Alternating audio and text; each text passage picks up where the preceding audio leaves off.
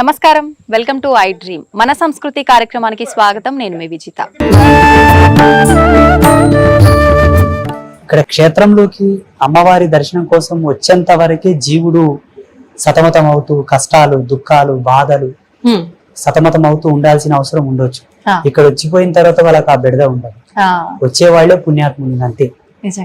ఒకవేళ కాలం వాళ్ళని ఇంకా ఏ పాలే ఇబ్బందులు పెట్టాలి, కర్మలు వాళ్ళని ఇక్కడ వరకు రానియకపోవచ్చు, వాళ్ళ దృష్టికి వీడియోస్ పడకపోవచ్చు, యూట్యూబ్ లో వాళ్ళకి నోటిఫికేషన్ రాకపోవచ్చు.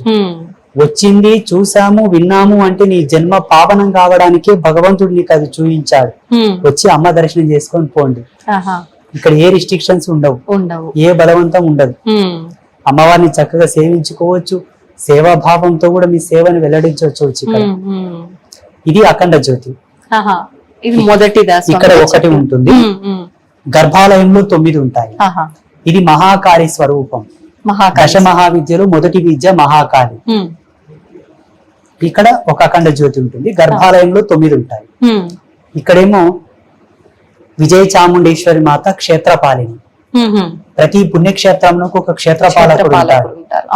అంటే ఎక్కడైనా మనకు క్షేత్రపాలకులు అనంటే గ్రామ దేవతలే ఉంటారా, లేదంటే వాహనాలు అలా ఉంటాయంటారు కదా, భగవంతుడికి సంబంధించిన వాహనాలు అలా ఏం కాదా? లేదు, గ్రామ దేవతలని కాదు. మనకు శివుని ఆలయాలకు క్షేత్రపాలకుడిగా కాలభైరవ స్వామి, చండేశ్వరుడు, ఇకపోతే హనుమంతుడు కూడా ఉంటుంటాడు కొన్ని దేవాలయాల్లో. వైష్ణవాలయాలకు చాలా వరకు హనుమంతుడు, గరుత్మంతుడు, ఇంకా కొంతమంది ప్రసిద్ధాత్మకమైన దేవాలయాల్లో దేవుళ్ళు ఉంటారు. ఇక్కడ జగదంబకు క్షేత్రపాలినిగా విజయ చాముండేశ్వరి మాత ఇలాగే ఉండాలని అమ్మ చెప్పిన పద్ధతితోనే ఆమెను స్థాపన చేసి అలా పెట్టడం జరిగింది. అమ్మవారి ఆజ్ఞ ప్రకారమే విజయ చాముండేశ్వరి అమ్మవారి. ఇక్కడ మహారుద్రశూలం. ఇది అన్నిటికన్నా అద్భుతం అమ్మా. అసలు జన్మ పరిపూర్ణమై పావనం అవుటకు ఇది ఒక ముక్తి, ఒక ధర్మం. ఇది కూడా చాలా వైజ్ఞానికమైన మూలకాలతో నిర్మాణమైనది. సైంటిఫికల్ ఇన్స్ట్రుమెంట్స్ చాలా ఉన్నాయి. సప్తధాతువులతో 7 రకముల లోహములను కరగబోసి ఒక పుణ్య గడియలందు వీటిని నిర్మాణం చేయించి మంచి సలగ్నం నందే వీటిని ప్రతిష్ఠ చేసి, అది కూడా శ్రీకూర్మం పైన, అంటే తాబేలు పైన, శ్రీకూర్మం పైన మధ్యలోనే దీని ఒక నిర్దిష్టమైన ప్రామాణిక సూత్రాన్ని అనుసరించి స్థాపన చేయడం. అమ్మవారి యొక్క వీపున ఉంటుంది, ముగ్గురమ్మల యొక్క ముందల ఉంటుంది. ముగ్గురమ్మలకు సముఖంగా ఇక్కడ ఫోటోలు ఇవన్నీ ఏంటి? ఎవరికి ఏ సమస్య వచ్చినా, ఏ కష్టం వచ్చినా వాళ్ళ ఫోటో ఇక్కడ పెట్టి అమ్మవారికి నమస్కారం చేసుకొని గోపేడతో చేసిన దీపాలు వెలిగించి పసుపు బండారు చల్లుతూ ప్రదక్షిణ చేసి సాష్టాంగ నమస్కారం చెప్పి వెళ్తే ఒక మాసకాలం అమ్మ పాదాల దగ్గర ఈ ఫోటోలు ఉంటాయి. ప్రతిరోజు అర్ధరాత్రి 12 గంటలకు జగదంబలు వచ్చి వారిని చూసి వెళ్తారు. వాళ్ళ కష్టాలు తీరుతాయి. అమ్మవారి సాక్షాత్తు వచ్చి చూసి వెళ్తారు. అమ్మవారి గాలి తగిలిన వాళ్ళు పావనం అవుతారు కదమ్మా. ఇక్కడ రోజు పవిత్రమైన అర్చనలు, హోమాలు జరుగుతూ ఉంటాయి. మాలాంటి యతులు, సాధువులు తిరిగే ప్రదేశం. ఇక్కడ గోసేవ చాలా విశేషంగా జరుగుతూ ఉంటుంది. వాళ్ళు ఎట్లా బాగారు చెప్పండి. ఒకవేళ వాళ్ళ జన్మలో పెద్ద పాపాలు, పెద్ద కర్మలు ఉంటే ఒక దినం లేట్ అవ్వచ్చేమో, కానీ ముక్తిని పొందట తథ్యం. అంటే వ్యక్తిగతంగా ఎవరికి వారికి ఇబ్బంది ఉన్న వాళ్ళ బిజినెస్ పరంగా అలాంటివి ఏమన్నా ఉన్నా కూడా, ఆరోగ్య సమస్యలు, ఆర్థిక సమస్యలు, వీసా ప్రాసెసింగ్ లో ఏమైనా ఇబ్బంది ఉన్నా, కళ్యాణ సమస్యలు ఉన్నా, సంతాన సాఫల్యతకు సంబంధించింది ఉన్నా, కోర్టు కేసులున్నా, ఆస్తి తగాదాలున్నా, అన్ని మానవాళికి సంబంధించిన అన్ని సమస్యలకు పరిష్కారం.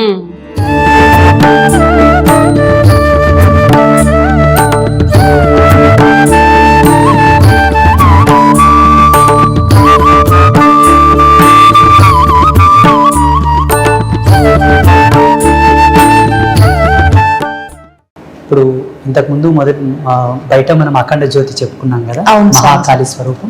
ఇక్కడ 9 అఖండ జ్యోతులు ఉంటాయి. అక్కడ ఒక అఖండ జ్యోతి, ఇక్కడ 9, మొత్తం 10 దశమహావిద్యలు లైవ్ లో ఉంటారు. ఇక్కడ ఒక విగ్రహం రూపంలో లేకపోతే ఒక యంత్ర రూపంలో కాకుండా లైవ్ లో వాళ్ళు వెలుగుతూ లోకానికి వెలుగునిస్తున్నారు. ఇక్కడ నుంచి అంటే ఒకే ప్రమిదలో మనం 9 దీపాలు వెలిగించాలి స్వామిజీ. ఒకవేళ ఆ ఒత్తి చిన్నగా దగ్గరికి అయిపోతూ ఉంటే పక్కన ఇంకొక ఒత్తి, 3 వెత్తులు కలిపి ఒక ఒత్తిగా చేసి పక్కన వెలిగించి ఈ ఒత్తిని లోపలికి వదిలేస్తూ ఉంటాం. ఇప్పుడు దీనికి సంబంధించిన విధానం అంతా మీరు చూసుకుంటుంటారా దగ్గరుండి, లేదంటే ఈ రెండు జ్యోతులను చూసుకోవడానికి ఒక పూజారి ఉన్నాడు సపరేట్. ఓన్లీ జ్యోతులు చూసుకోవడానికి ఉదయం సాయంత్రం నూనె పోయడం, కోడి తీసి మళ్ళీ కొత్తగా వేయడం, చక్కగా అదంతా ప్రదేశం క్లీన్ చేయడం, నూనె అయిపోతే ముందస్తు జాగ్రత్త నూనె తెప్పించి పెట్టి స్టోర్ చేసుకోవడం అంతా వారే చూస్తూ ఉంటారు. వారికి నెల నెల వారికి సరిపడా జీతభత్యం ఇస్తూ ఉంటారు. ఇక్కడ జగత్ కళ్యాణకర్తలైనటువంటి ముగ్గురు అమ్మలు, ఈ బ్రహ్మాండానికి మూలం ఈ ముగ్గురే తల్లి.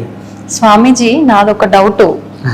ఇప్పుడు అమ్మవారి శరీర భాగం అంతా ఒకలాగా, తలలు మాత్రం ముఖాలు 3 ఉన్నాయి. నేను ఎప్పుడు చూడలేదు ఇలా, ఎందుకని ఇలా? మధ్యలో ఉన్నమ్మ మహాకాళి, నల్ల ముఖంతో. అవునండి. ఇక్కడ పసుపు వర్ణంతో ఉన్నమ్మ వారు లక్ష్మి, ఎరుపు వర్ణంతో ఉన్నమ్మ వారు సరస్వతి. ఆ జగదంబలు ముగ్గురుగా ఉండి ఒకే బాడీతో ఉంటారు. వాళ్ళకు స్తనములు కూడా 2 ఉంటాయి. ఒక స్త్రీమూర్తికి 2 స్తనములు ఎలాగో వాళ్ళకి 2 స్తనములు ఉంటాయి. 2 స్తనములు ఏకనాభితో, అంటే ఒకే బొడ్డు 2 స్తనములతో ఉన్న తల్లులు ఈ ముగ్గురు ఒకే శరీరంలో ఉండుట. ఇది ఫస్ట్ పుణ్యక్షేత్రం. అవును, ప్రపంచవ్యాప్తంగా ఇదే మొదటి పుణ్యక్షేత్రం. ఇప్పుడు మీకు ఇది కూడా అమ్మవారి ఆజ్ఞ ప్రకారమేనా ఇలా? నేను సంవత్సరం పాటు తపస్సులో కూర్చున్నాను ధ్యానంలో. అసలు ఋషి పరంపర ఎలా ఉంటుందమ్మా? ఋషి ఒక వ్యక్తి చెక్కిన శిలలకు పూజలు చేయడు. ఋషి జటాజూటముతో ఉండే ఋషి. ఆయన స్వయంగా తపస్సుతో దర్శించి తాను నిర్మాణ శైలితో పూజలు చేస్తాడు, తపస్సు చేస్తాడు. అట్లా పరశురాముడు, జమదగ్ని, వశిష్ఠుడు స్థాపించిన లింగాలు చాలా ఉన్నాయి ప్రపంచంలో. అలా జగదంబను నా జ్ఞానాత్మకంగా, భావాత్మకంగా నేను ధ్యానంలో దర్శించాను. ఇలా 52 రకాల మన్నులు 52 రకాల మన్నులు 52 రకాల ప్లేసెస్ నుంచి తీసుకురావాలి. ఎక్కడెక్కడి నుంచి స్వామిజీ? మనకు 12 జ్యోతిర్లింగాల నుంచి తెచ్చాము, 18 శక్తి పీఠాల నుంచి తెచ్చాము, 7 జీవనదుల నుంచి తెచ్చాము, 3 రకాల పుట్టమన్నులు, 3 రకాల వర్ణములలో ఉండే నేలలలోని పుట్టమన్ను, గోవు ప్రసవించిన స్థలము మన్ను. అక్కడ విజయ చాముండేశ్వరి మాతకు ఏమో దక్షిణాభిముఖంగా ప్రయాణిస్తున్న నాగుపాము జాడల మన్ను, ఈ ముగ్గురమ్మలకేమో ఉత్తరాభిముఖంగా ప్రయాణిస్తున్న నాగుపాము జాడల మన్ను. అలాగే తులసి కోట దగ్గరి మన్ను, కొన్ని సంవత్సరాల ఆయుష్తో ఉన్న మర్రి చెట్టు దగ్గర మన్ను, రావి చెట్టు దగ్గర మన్ను, ఆగమ శాస్త్ర పండితుల వాకిలి మన్ను, నెమలి గుడ్లు పెట్టిన స్థలము మన్ను. రకరకాలుగా 52 రకాల మన్నులను ఒకే ముహూర్తంలో తీసుకురావాలి. వామ్మో, ఎలా సాధ్యపడుతుంది ఇదంతా? జగదంబ తన దూతలను పంపించి తెప్పించింది. నేనైతే చేయలేదు. నేను నిమిత్త మాత్రుని, మానవుని. మీలో సామాజిక జ్ఞానం ఉంది, నాలో ఆధ్యాత్మిక జ్ఞానం ఉంది. అది నేను తపస్సు చేశాను కాబట్టి. The concept is very powerful and very different in the world. ఆధ్యాత్మిక వారసత్వ సంపదలోని ఇది ఒక విచిత్రం. నిజంగానే విచిత్రం. నేను అంటే ఈ 52 రకాల మన్నులను ఒక చేత పోగు చేసి వాటన్నిటిని సప్త జీవనది జలాలతో కలిపి అందులో గోపేడ, పంచగవ్యములు వేసి వాటన్నిటిని మంచిగా లేపనం చేసి క్రమబద్ధీకరించి అమ్మవారిని స్థాపిస్తూ ఉంటే పీఠం కింద షడాధార ప్రతిష్ఠ ఉంటుంది. షడాధార ప్రతిష్ఠ అంటే అది ఒక ఆగమ శాస్త్ర పద్ధతిలో మనలో 6 చక్రాలు ఉంటాయి కదమ్మా. మన దేహం యొక్క నిర్మాణ శైలిని అనుసరించి షడాధార ప్రతిష్ఠ అంటే ఒక్కొక్క కుంభం, నపుంసక శిల మీద ఒక పద్మం, పద్మం మీద ఒక కుంభం, ఆ కుంభంలో కొన్ని యంత్రాలు, కొన్ని మణులు, మాణిక్యాలు, కొన్ని యంత్రాలు, అట్లా 7 కుంభముల మీద యోగనాళి మీద అమ్మవారు కూర్చొని ఉన్నది. ఇప్పుడు అట్లా అమ్మవారిని ఆ మట్టి చేత నిర్మాణం చేస్తూ ఉంటే 1 గంట 45 నిమిషాలు కనురెప్ప కొట్టకుండా అట్లా నిర్మాణం చేయాలి. కనురెప్ప కొట్టేవా దైవత్వం వెళ్ళిపోతుంది. It's very depth signalisation system ఇది. ఇది ఒక విద్వత్తుతో కూడుకున్నటువంటి సిగ్నలైజేషన్ సిస్టమ్ ఇది. ఆ కనెక్షన్స్ ఉండాలని, ఇక్కడ దైవత్వం ఉండాలని. 1 గంట 45 నిమిషాలు అంటే ఒక ప్రామాణికమైన ముహూర్త సమయం అది, దైవ ముహూర్త సమయం అది. ఆ సమయం నందు ముగ్గురమ్మలు రెడీ చేశారు మొత్తం పుట్టమన్ని, అంత మన్నుతోటే టోటల్.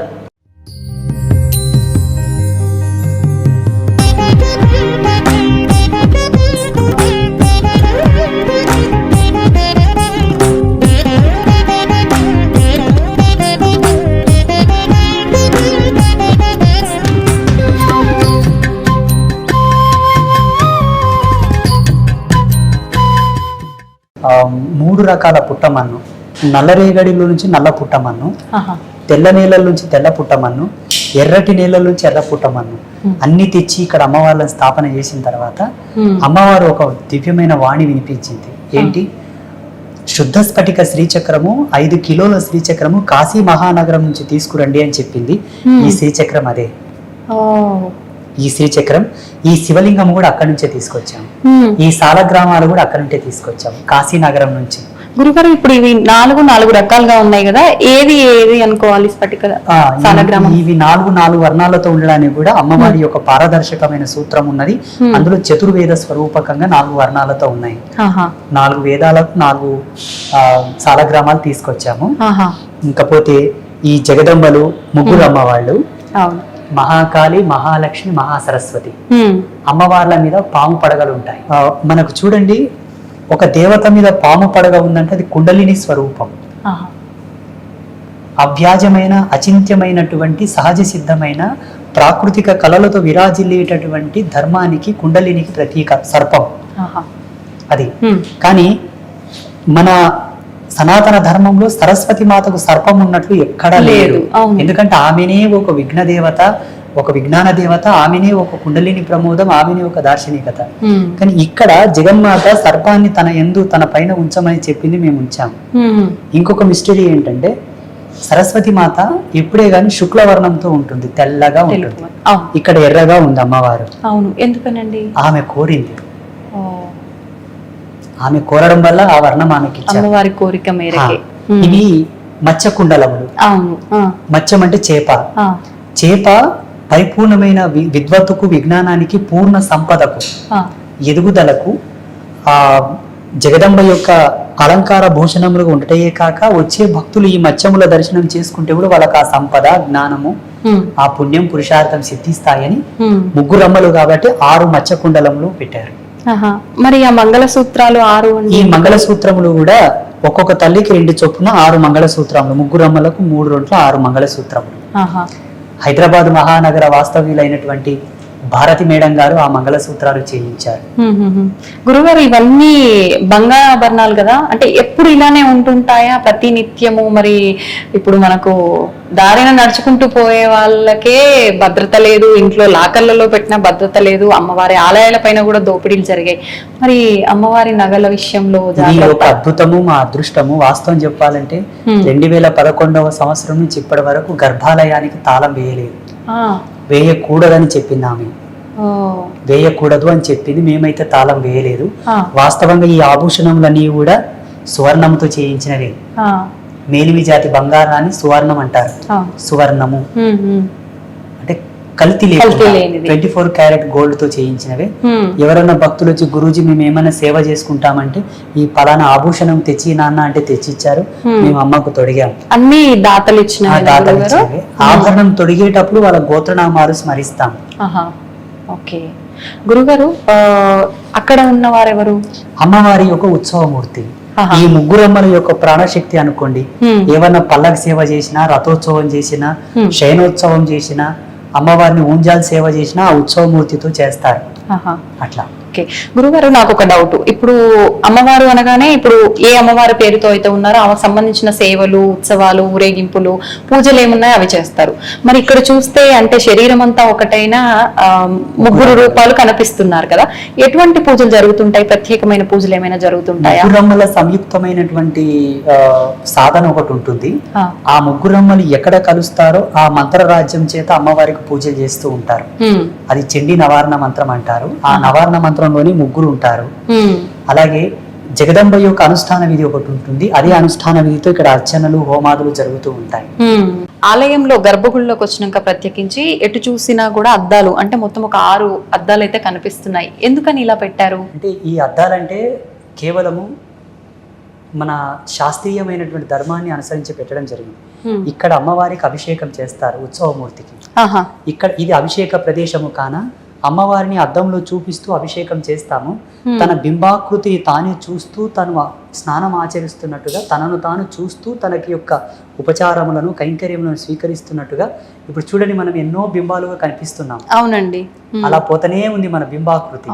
అట్లా ఉభయ ధర్మాలను ఆమెకు వ్యక్తీకరిస్తూ ఉపచారము చేస్తున్నట్టుగా ఇక్కడ పెట్టి ఇది అభిషేక ప్రదేశము, అక్కడనేమో అమ్మవారికి అలంకార ప్రదేశము, ఆ వెనకాలనేమో అమ్మవారికి కొన్ని మంత్రాంగ తంత్రాంగ విజ్ఞాన స్తోత్రాలు వినిపించే ప్రదేశము, ఇక్కడనేమో అమ్మవారికి శయన ప్రదేశం. ఒక్కొక్క ప్రదేశంలో ఒక్కొక్క ఉత్సవం ఒక్కొక్క తంతు జరుగుతుంటది కాబట్టి అట్లా ఇక్కడ అద్దం అక్కడ అద్దం అక్కడ అద్దం అక్కడ అద్దం ఇక్కడ అద్దం పెట్టడం జరిగింది. అద్భుతం అండి, నిజంగా చాలా చక్కగా ఉంది అమ్మవారు కలగా. లక్ష్మీదేవినే లక్ష్మీదేవి అంత కలగా ఉందని చెప్పాలనిపిస్తోంది. నిజంగా చాలా చక్కగా అమ్మవారు, నిజంగా వింత. ఇదొక ఈ శంఖ కలశం కూడా ఒక అద్భుతం అమ్మ. ఈ శంఖ కలశం ఉంది కదా, ఈ కలశం అనేది ఇప్పుడు మనకు దేవాలయాల్లో కొబ్బరికాయ పెడతారు, కలశాల మీద కొబ్బరికాయ పెట్టుంటారు. ఇక్కడ దక్షిణావృత శంఖ కలశం ఉంటుంది, బయటనేమో క్షేత్రపాలిని దగ్గర వామావృత శంఖ కలశం ఉంటుంది. ఈ దక్షిణావృత శంఖం సాక్షాత్తు లక్ష్మీ స్వరూపం. అందుకే గర్భాలయంలో రోజు ఆ నీళ్లు పారబోసి నూతన జలము నింపి అందులో పవిత్ర ద్రవ్యం వేసి చూడడానికి ఒక అబ్బాయి సపరేట్ పూజారి ఉంటారు దానికోసం. బయట కలశంకి ఒక అబ్బాయి సపరేట్ ఉన్నారు. అమ్మవారికి అలంకరణ అది చేయడానికి ఒక ఆచార్యులు ఉన్నారు. అర్చనకు హోమానికి ఒకరు ఉన్నారు. ప్రతిదానికి ఒకరొకరు ఉన్నారు. నేను ఇక్కడ ఉన్నా లేకున్నా వాళ్ళు చూస్తారు. గురుగారు, ఆలయ పై నిర్మాణం కూడా మనకు ఒక గోపురం చూసిన మాదిరిగా ఉంది. ఎందుకని ఇలా డిజైన్ చేశారు? పైన శ్రీచక్రము. మళ్ళీ ఆలయం యొక్క ధర్మాన్ని అనుసరించి ప్రతి దేవాలయంలో కూడా ఆ పిరమిడ్ టైప్ ఆఫ్ స్టెప్స్ ఉంటాయి. అవును. దేవాలయంలో ఉచ్చరించే మంత్రాల యొక్క చాంటింగ్, ఆ వైబ్రేషన్స్ కూడా ఒక విధమైన పారదర్శక సూత్రాన్ని అవలంబింపజేసుకొని ఆలయం అంతా ప్రసరించడానికి ఒక డ్రోమ్ పైన ఒక శ్రీచక్రాన్ని అమర్చారు. అవునండి. ఆ శ్రీచక్రం ఏంటంటే కింద ఇక్కడ మనకి ఇక్కడ కనబడుతుంది నేలలో. లైటింగ్ ఫోకస్ తక్కువ ఉంది కాబట్టి తక్కువ కనిపిస్తోంది. ఇక్కడ కూర్చొని అమ్మవారికి గవ్వల పూజ చేస్తారు ఈ శ్రీచక్రం పైన. అది పైనుంచి రిఫ్లెక్ట్ కావడానికి, ప్రతిబింబం పడడానికి పైన అమర్చారు. ఇక్కడ గవ్వల పూజ చేస్తారు. ఇప్పుడు ఇది కూడా అమ్మవారి ఆజ్ఞేనా, మీరు అనిపించి ఇలా నిర్మించారా? నా మతిలోకి ఒక ఆలోచన వస్తుంది అంటే ఆ తల్లి యొక్క సిగ్నలే. ఆమెనే తెప్పిస్తుంది, ఒరే మూర్ఖుడా ఇది చేయరా అని నాకు చెప్తుంది, చేస్తాను.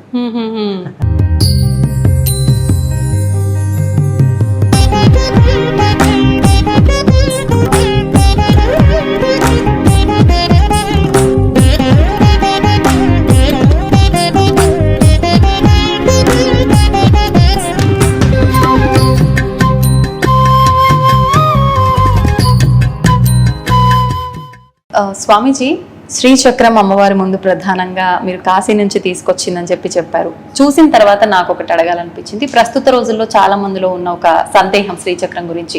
శ్రీచక్రం ఇంట్లో పెట్టవచ్చా? పెడితే యంత్ర రూపంలో పెట్టాలా, ఇలా పెట్టాలా? నిజంగా పెడితే కనుక నియమాలు ఎక్కువగా పాటించాలా? రకరకాల సందేహాలు ఉన్నాయండి, దాని గురించి తెలియజేయండి. ఇంట్లో శ్రీచక్రాన్ని ఉంచుకోవచ్చు, అది శాస్త్ర సమ్మతమైన విషయం. మన ధర్మశాస్త్రాల్లో విగ్రహాలు పెట్టుకున్నా, శ్రీచక్రం పెట్టుకున్నా, శివలింగం పెట్టుకున్నా ఒక ప్రామాణికమైన కొలత చెప్పారు. యజమాని వేళ్ళు ఇక్కడ నుంచి ఇక్కడ వరకు ఏ సైజు ఉన్నాయో ఆ సైజు మాత్రం పెట్టుకోవాలి. యజమాని 5 వేళ్లలో ఏ సైజు వేలుకున్న ప్రామాణికతను అనుసరించి లింగాలు గాని, శ్రీచక్రములు గాని, దేవతా విగ్రహములు గాని పెట్టుకొనవచ్చు. మరి ఇప్పుడు 5 అన్నారు కదా, 5 వేలు అంటే ప్రత్యేకించి మీ యొక్క స్తోమతిని అనుసరించి అన్ని వేళలు ఏ ఒక వేలి సైజుతోనే పెట్టుకోవచ్చు. పాయింట్ ఏంటంటే దేవతా విగ్రహాలు లోపల ఓళ్ళుండి బొళ్ళున్న విగ్రహాలు పెట్టుకోవద్దు. గట్టిగా ఫిల్ అంటే మొత్తం నిండుగా ఉన్న విగ్రహాలు పెట్టుకోండి, అది శాస్త్ర మర్యాద.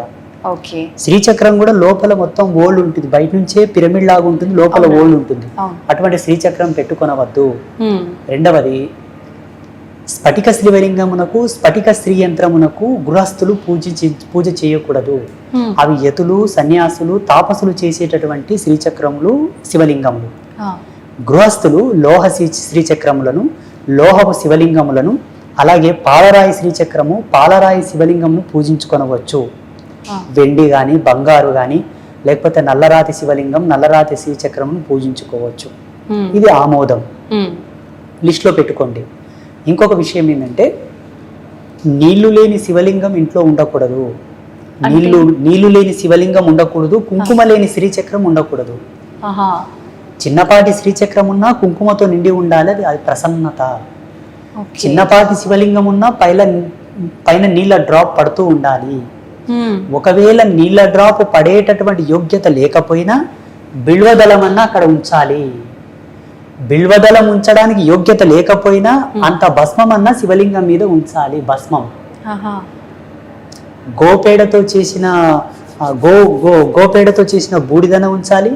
మంచి సుగంధభరితమైనటువంటి ప్యూర్ భస్మాన్న ఉంచాలి. అది భస్మం లేక నీళ్లు లేక శివలింగం ఉండకూడదు, కుంకుమ లేక పసుపు లేక శ్రీచక్రం ఉండకూడదు. శ్రీచక్రం వేయొచ్చు, శ్రీచక్రం మీద పసుపు కూడా వేయొచ్చు. అందరూ పూజించుకొనవచ్చు, అందరూ పుణ్యభాజనులై విరాజిల్లవచ్చు. శాస్త్రం ఎక్కడ కూడా ఎవరికి ఏ ఆంక్షలు పెట్టలేదు. ఈ మిడిమిడి జ్ఞానంతో కూడుకున్న పండితులు, ఈ పండిత శిఖామణులందరూ కూడా జనాలను భయభ్రాంతులకు గురి చేసి ఆధ్యాత్మిక వారసత్వం నుంచి దూరం చేయడానికి చేసినటువంటిది ఇదంతా.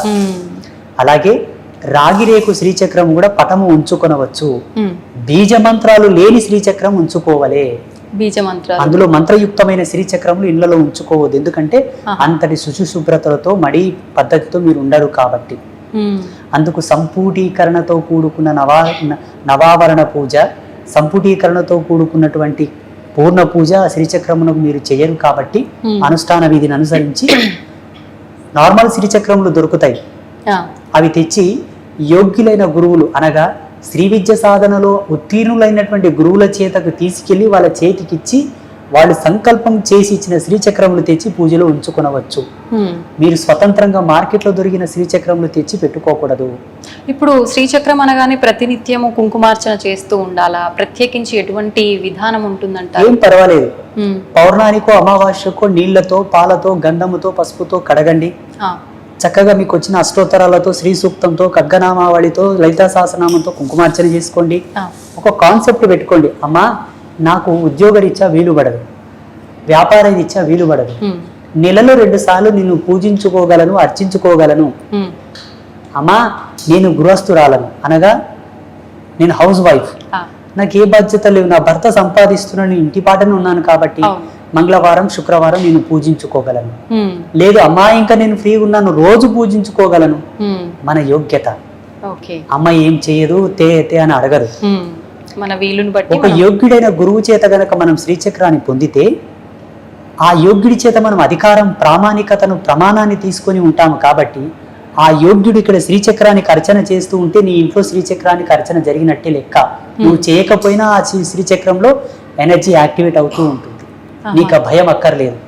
ఒకవేళ స్వతంత్రంగా శ్రీచక్రం కొనుక్కొని పెట్టుకుంటివా, కర్త కర్మ క్రియ నువ్వే కావాల్సి ఉంటుంది. ఇంకొకటి, ఆచార్యులు ఎవరైనా శ్రద్ధామనుల చేత పూజలు పునస్కారాలు చేసి ప్రాణ ప్రతిష్ఠ చేసి పెట్టుకోవచ్చా? అట్టి ఆచార్యులు కూడా అంత సత్యపరాయణులై శ్రీ విద్య సాధనలో మెలకువలు తెలిసిన వాళ్ళై ఉంటే, ఇప్పుడు పురోహిత వర్గం కూడా ఏమి శుద్ధి చేస్తున్నారమ్మా? విగ్రహాలకు కనీస శుద్ధి చేయట్లేదు, యంత్రాలకు వాళ్ళేం శుద్ధి చేస్తారు?